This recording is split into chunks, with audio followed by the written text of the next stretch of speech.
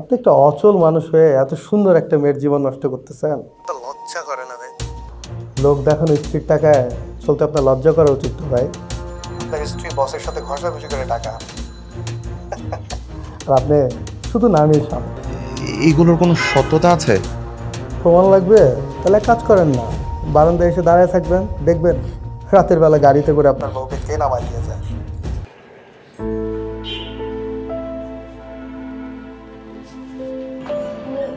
তুমি আসছো?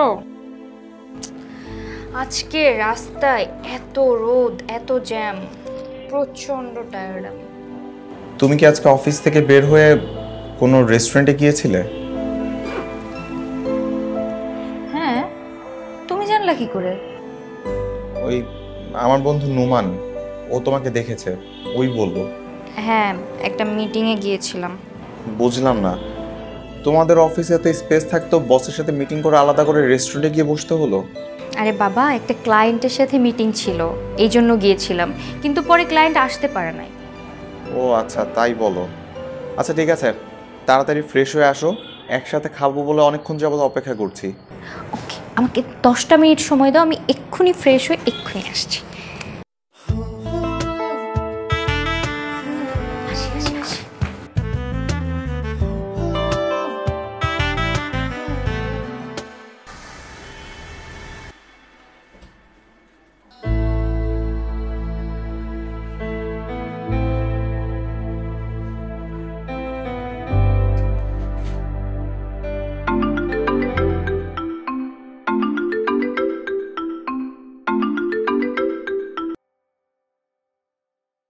হ্যালো, কে বলছেন? আপনি আমাকে চিনবেন না, আমাকে আপনি শুভাকাঙ্ক্ষী ভাবতে পারেন। এরকম নাম পরিচয়হীন কোনো শুভাকাঙ্ক্ষী আমার প্রয়োজন নেই, নিজে পরিচয় দিয়ে কথা বলুন। আপনি একটা অচল মানুষ হয়ে এত সুন্দর একটা মেয়ের জীবন নষ্ট করতেছেন। তো লজ্জা করে না ভাই? আপনি কি বিবেকহীন মানুষ নাকি? এই কে আপনি? আর আমার পার্সোনাল বিষয় নিয়ে কথা বলার সাহস আপনাকে কে দিল? লোক দেখানো স্ত্রীর টাকায় চলতে আপনার লজ্জা করা উচিত তো ভাই। আপনার স্ত্রী বসের সাথে ঘষাঘষি করে টাকা আর আপনি শুধু নামই সামনে।